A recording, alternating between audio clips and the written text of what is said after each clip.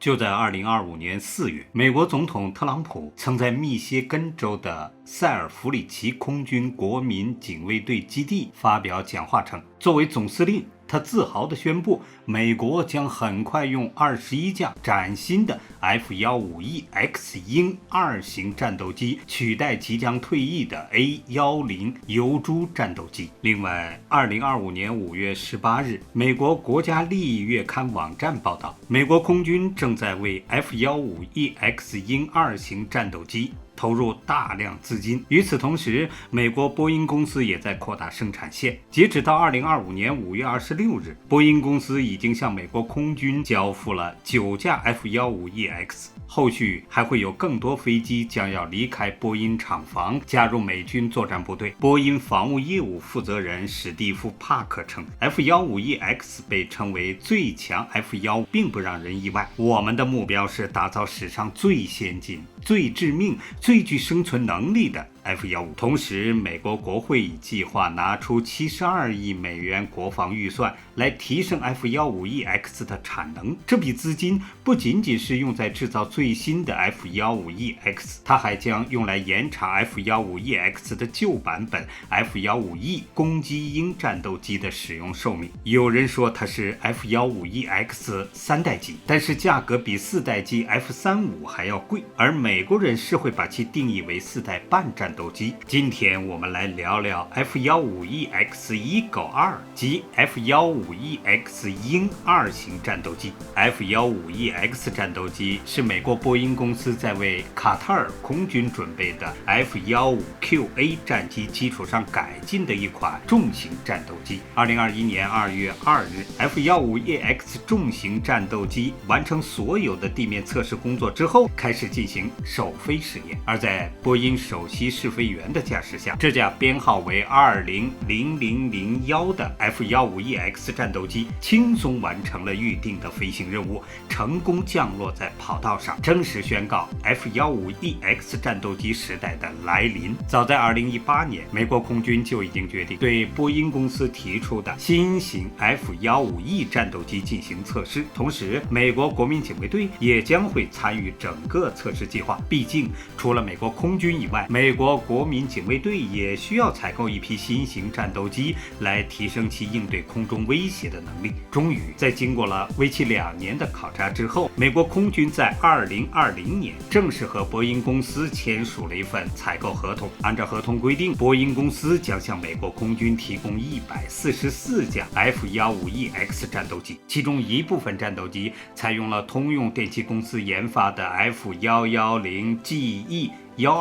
涡扇发动机，另外一部分则可能会安装惠普公司研发的 F-100PW240 涡扇发动机。这144架 F-15EX 战斗机，美国空军将会获得其中的120架，分别用来为9个飞行中队进行换装，而剩下的 F-15EX 重型战斗机将会全部交给美国国民警卫队，用来取代服役数十年的 F-15CD 战斗机。当然，对于现阶段的美国空军来说，更换老旧的 F-15CD 战斗机和部分 F-15E 战斗机将有助于保持美国空中优势地位。波音公司透露，一切顺利的话， F-15EX 战机年产量有望超20架，7年左右完成全部的交付计划。F-15EX 作为 F-15系列战斗机的最新型号，于2021年5月正式列装。F-15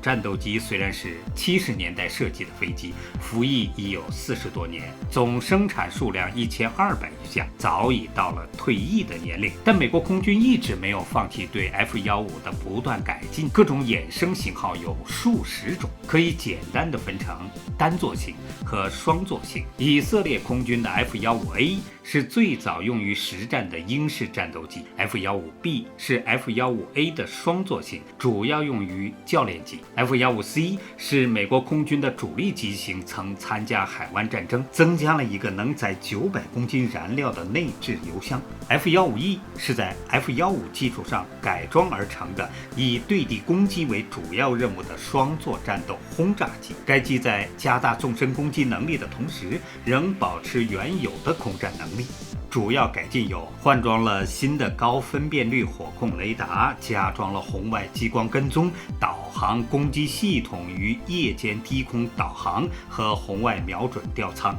提高了目标识别与攻击精度。安装新的飞行控制系统，提高了导航精度，增加了6个外挂架，提高了携弹能力，攻击力更强。F-15战斗机主要的击毁记录都是由以色列空军在1982年黎巴嫩战争中缔造的。许多叙利亚的俄制米格21与米格23和少量的米格25被击落。1991年的海湾战争中，120架 F-15CD 型飞机出动5900架次，48架 F-15E 型飞机出动2200架次，共击落伊拉克各型飞机36架，大多都是用导弹。2架执行打击坦克任务的 F-15E 战斗机各携带8枚 GBU-12激光制导炸弹，在30分钟内击毁16辆坦克，而 F-15却没有1架在空中受损，但因遭到地面炮火的攻击而损失2架。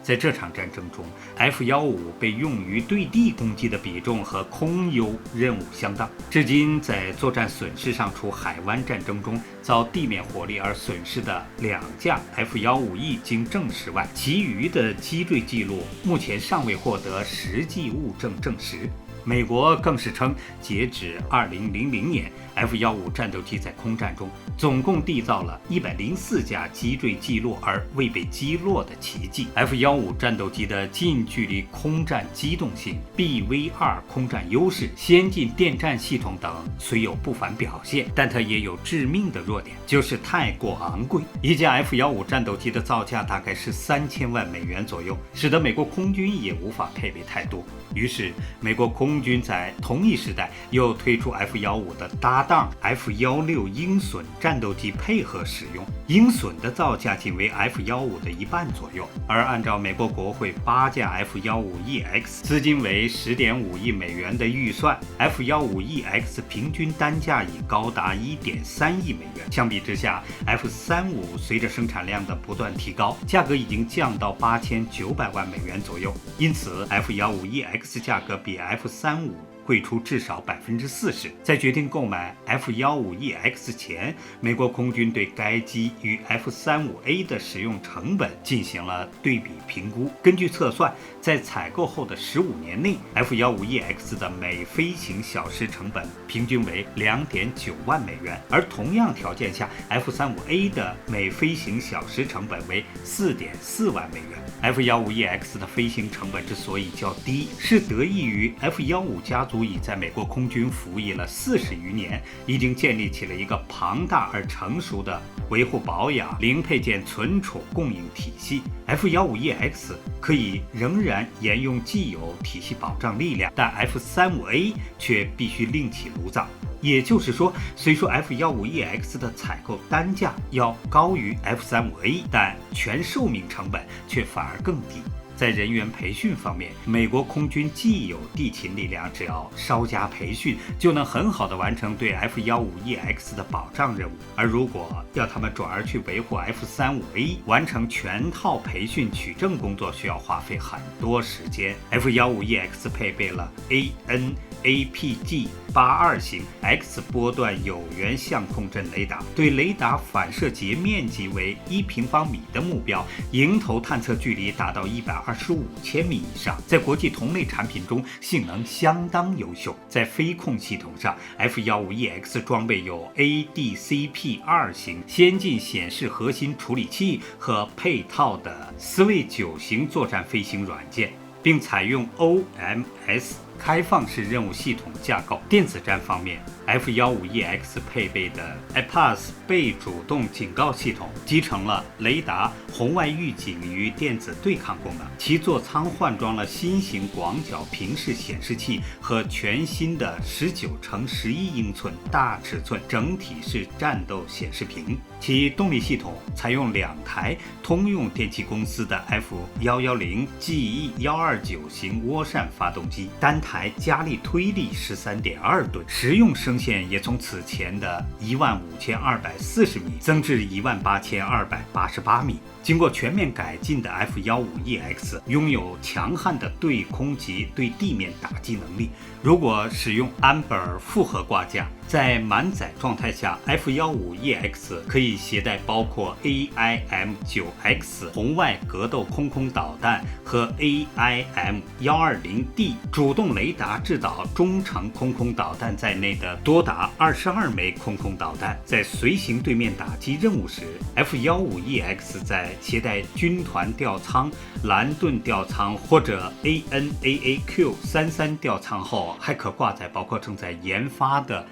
高超音速巡航导弹在内的各型精确打击弹药，载弹量超过13.8吨。正因为如此，波音公司一改将 F-15家族成员命名为各种鹰的传统，将 F-15EX 命名为炸弹卡车。虽然 F-15X 作为美国目前最新的战斗机，其战斗力的确是不容小觑，但美国政府和军方试图扶持波音公司的目的也是非常明显的。从上世纪末期开始，波音公司在美国军方几次采购和竞标中都打了水漂，包括 GSF 战机项目输给了洛马公司的 F-35，